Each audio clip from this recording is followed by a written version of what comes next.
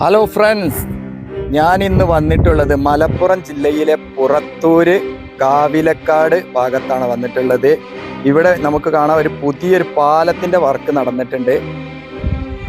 ഈ പാലം നായർത്തോട് പാലം എന്നും അറിയപ്പെടുന്നതാണ്. 2022 ഡിസംബർ മാസത്തിലാണ് ഇതിൻ്റെ ഉദ്ഘാടനം നിർവഹിച്ചിട്ടുള്ളത്. തറക്കല്ലിടുന്ന നിർവ്വഹണം നടന്നിട്ടുള്ളത്. 48 കോടി രൂപ ചെലവിൽ കിഫ്ബി ഫണ്ട് ഉപയോഗിച്ചാണ് ഈ പാലം നിർമ്മിച്ചിട്ടുള്ളത്.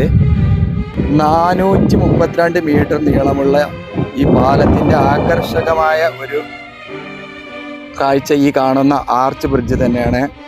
കാവിലക്കാട് ഭാഗത്തു നിന്നും പുറത്തൂര്, താനൂര് ഭാഗങ്ങളിലേക്ക്, ചമ്രവട്ടം, അങ്ങനെ പൊന്നാനി ഭാഗങ്ങളിലേക്കൊക്കെ പോകാൻ വേണ്ടിയിട്ട് ഉപയോഗിക്കാൻ പറ്റുന്ന ഒരു പാലം കൂടെയാണ്. വളരെ നല്ല രീതിയിൽ ഇവിടെ വർക്ക് കഴിഞ്ഞിട്ടുണ്ട്. പാലത്തിൻ്റെ വർക്കുകളൊക്കെ കംപ്ലീറ്റ് ആയിട്ടുണ്ട്. ഇനി വരാനുള്ളത് ഇതിൻ്റെ 2 വശങ്ങളിലുള്ള അപ്രോച്ച് റോഡിൻ്റെ വർക്കുകളാണ്.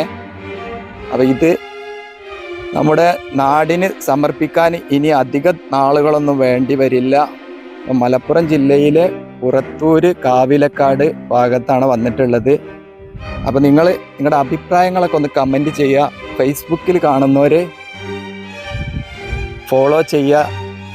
യൂട്യൂബിൽ കാണുന്നവർ ലൈക്ക്, കമൻ്റൊക്കെ ചെയ്തിട്ട് നിങ്ങളുടെ അഭിപ്രായങ്ങൾ അറിയിക്കുക. സബ്സ്ക്രൈബ് ചെയ്യുക.